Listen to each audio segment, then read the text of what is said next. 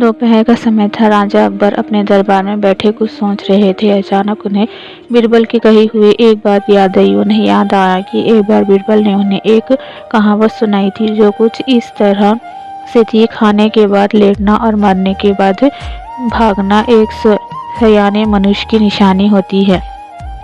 राजा जो सोचने लगे, अभी दोपहर का समय है, यकीनन बीरबल खाने के बाद सोने की तैयारी में होगा। चलो आज उसकी बात को गलत साबित किया जाए। ये सोचकर उन्होंने एक सेवक को आदेश दिया कि इसी वक्त बीरबल को दरबार में उपस्थित होने का संदेश दिया जाए। बीरबल अभी खाना खाकर बैठे ही थे कि सेवक राजा का आदेश लेकर बीरबल के पास पहुंच गया। बीरबल आदेश के पीछे छिपे राजा की मंशा भली शांति समझ गए। उन्होंने सेवक से कहा, तुम थोड़ी देर रुको, मैं कपड़े बदलकर तुम्हारे साथ ही चलता हूँ। अंदर जाकर बीरबल ने अपने लिए एक तंग पजामा चुना। पजामा तंग था तो उसे पहनने के लिए उन्हें बिस्तर पर लेटना पड़ा।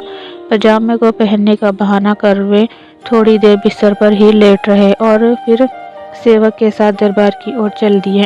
दरबार में राजा बीरबल की ही राह देखते रहे। उनके वहां पहुंचते ही राजा ने पूछा, क्यों बीरबल आज खाने के बाद लेटे थे या नहीं? बीरबल ने जवाब दिया, जी महाराज, जरूर लेटा था।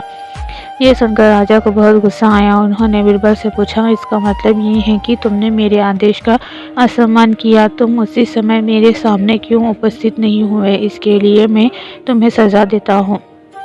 बीरबल ने तुरंत जवाब दिया, महाराज, ये सच है कि मैं थोड़ी देर लेटा था, लेकिन मैंने आपके आदेश की अवहेलना नहीं की है।